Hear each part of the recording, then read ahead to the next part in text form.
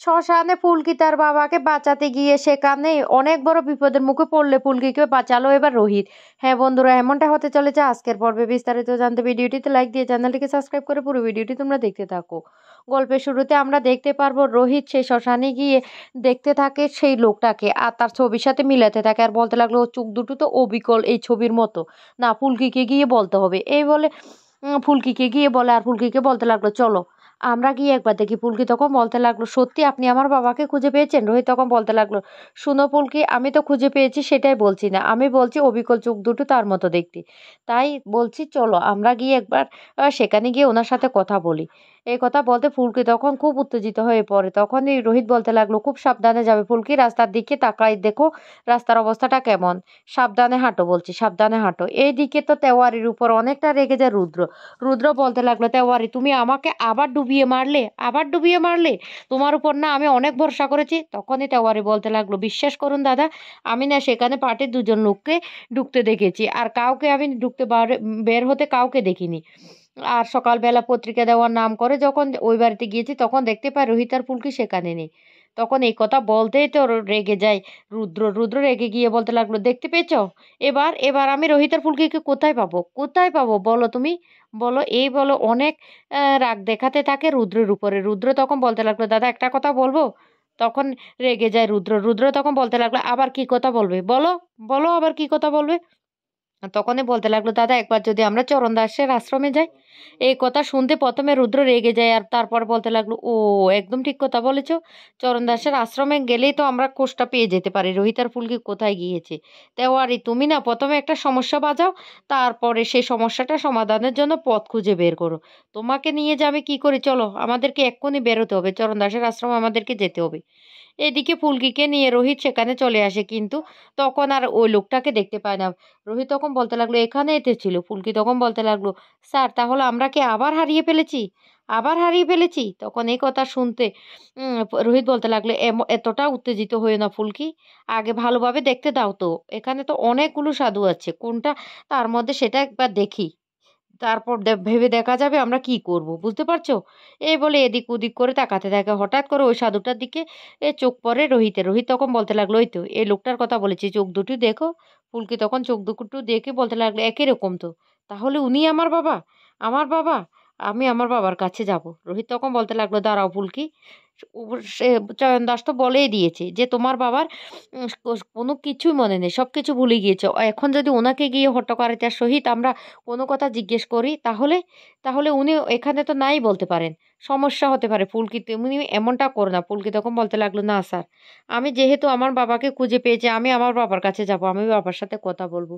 এ বলে ফুলকি আস্তে আস্তে করে এগিয়ে যায় সেই সাধু বাবার কাছে, আর সাধু বাবার কাছে গিয়ে হাত জোর করে বলতে লাগলো, বাবা আপনি তাহলে আগে সেমাদার ছিলেন, তার আগে আপনি রাজমহল স্ট্যাটাসের বড় রাজাবাবু ছিলেন। এই কথা বলতেই তো সাধু বাবা রেগে যায় আর বলতে লাগলো, দূর হ, দূর হ এখান থেকে, দূর হ।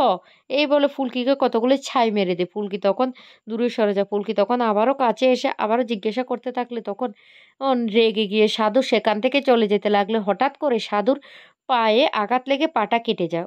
এদিকে অন্য যে সাধুরা বসে আছে তারা বলতে লাগলো, এই সুলক্ষণা মেয়েটা কোথা থেকে আসলো, ব্যাপার কি, কিছুই তো বুঝতে পারছি না, দেখে তো মনে হচ্ছে অনেক একটা সুলক্ষণা মেয়ে।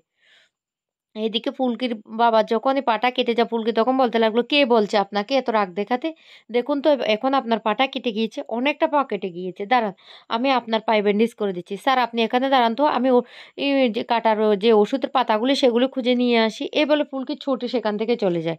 রোহিত তখন ফুলকি ফুলকি বলতে থাকলে সাধু বাবা তখন বলতে লাগলো, শুনো, ওই মেয়েটাকে চোখে চোখে রাখবে, ওই মেয়েটার না অনেক ঘোর বিপদ আসতে চলেছে, অনেক বড় ফাঁড়া আসছে, একটার পর একটার ফাঁড়া ওর কিন্তু ওর উপর দিয়ে যাচ্ছে, তাই ওকে চোখে চোখে রাখবে, চোখে হারা করবে না। এদিকে ফুলকি সেখানে গিয়ে খুঁজে সে পাতাগুলি নিয়ে আসছিল, তখনই ওই যে দুধটা সাধু বাবা ওকে সুলক্ষণা বলেছিল সেখানের বড় সাধু বাবাগুলি সে উনি সামনে গিয়ে দাঁড়ায় আর বলতে লাগলো, কেন শ্যামা দাসকে তোমরা কি চেনো? তখন বলতে লাগলো, না তেমনটা করে চিনি না, কিন্তু তখন বলতে লাগলো, হ্যাঁ শ্যামা দাসের তো এখানে আছে। তখন এই কথা শুনতে ফুলকি বলতে লাগলো, হ্যাঁ ওনার না আগের পুরনো কোনো কিছুই মনে নেই। এই কথা শুনতে বড় সাধুটা তখন বলতে লাগলো, হ্যাঁ, উনার কিছু মনে নেই। কালকে আমি একটা যজ্ঞ করব। তারপরেই কিন্তু উনার সব কথা মনে পড়ে যাবে। তখন ফুলকি কান্না করে বলতে লাগলো, উনি আমার বাবা। আমার বাবা তো আমাকে চিনতে পারছে না। এমনকি তার আগের কোনো কথাই মনে পড়ছে না। উনি না একটা অ্যাক্সিডেন্টে জ্বলে পড়ে গিয়েছিল। তারপর সবাই বের হয়েছিল উনি মারা গিয়েছেন। তখন ওই সাধু বাবা বলতে লাগলো, ঠিক আছে, কালকে তাহলে তুমি শনিশ্চরে অমাবস্যায় তুমি শ্মশানে চলে আসবে। আমি সেই পুজোটা করার পরে শ্যামা দাস বাউলের সমস্ত কিছু মনে পড়ে যাবে। বুঝতে পারছো? এদিকে রোহিত ফুলকি, ফুলকি বলে চিৎকার করতে থাকে। ফুলকি তখন বলতে লাগলো, স্যার আমি আসছি তো, আমি আসছি। আপনি কেন এতটা চিন্তা করছেন? এই তো আমি চলে আসছি। এই বলে ফুলকি সেখানে চলে আসে। আর এসে বলতে লাগলো, জানেন স্যার, ওই বড় সাধু বাবাটা না আমাকে বলেছে কালকে নাকি অমাবস্যাতে একটা পুজো দেবে। আমাকে সেখানে আসতে হবে। আর সেই পুজোটা দেওয়ার পর নাকি এই সমস্ত কিছু আমার বাবার মনে পড়ে যাবে।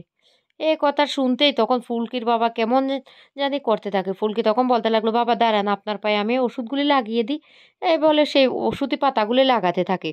আর বলতে লাগলো, দেখতে পাচ্ছেন আপনার কতটা পাক কেটে গেছে। কালকে কিন্তু আমি আবার আসবো, আবার আসবো।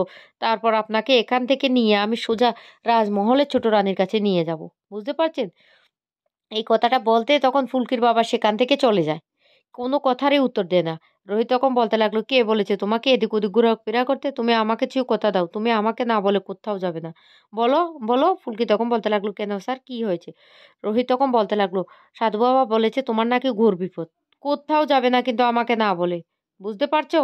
তখন ফুলকি বলতে লাগলো, ঠিক আছে স্যার, আমি তো বলছি আমি কোথাও যাবে না। কালকে শুধু আমি এই শ্মশানে আসবো পুজো দিতে। পরের দিন সকালবেলা রোহিত আর ফুলকি আবার চলে আসে সেই শ্মশানে। আর সেখানে পুজো শুরু হয়ে যায়। ওই বড় সাধু বাবাটা বলতে লাগলো, মা জাগো, মা জাগো, তুমি দেখা দাও, মা তুমি দেখা দাও। এদিকে পুজো হতে থাকে কিন্তু রোহিত কোথাও ফুলকির বাবাকে দেখতে পায় না। রোহিত তখন বলতে লাগলো, দেখতে পেয়েছো? শ্যামা দাসকে আমরা কোথাও দেখতে পাচ্ছি না। ফুলকি তখন বলতে লাগলো, চিন্তা করবেন না স্যার, বাবার সব কিছু মনে পড়ে যাবে। আমার মনে হচ্ছে আমরা আজকে বাবাকে এখান থেকে সোজা রাজমহলে নিয়ে যেতে পারবো। বিশ্বাস রাখুন স্যার, দেখবেন আজকে আমার মনে হচ্ছে অনেক কিছু ভালো হবে। বাবা দেখবেন ঠিক সময় মতো চলে আসবে। রোহিত তখন বলতে লাগলো, না ফুলকি, আমার কেমন জানি না একটা সন্দেহ হচ্ছে। তখনই ফুলকি বলতে লাগলো, আমরা কি সঠিক স্থানে এসেছি না কোনো ভুল জায়গায় চলে এসেছি স্যার? রোহিত এই কথা শুনে ফুলকির বলতে লাগলো, আমারও না কেমন জানি একটা সন্দেহ হচ্ছে।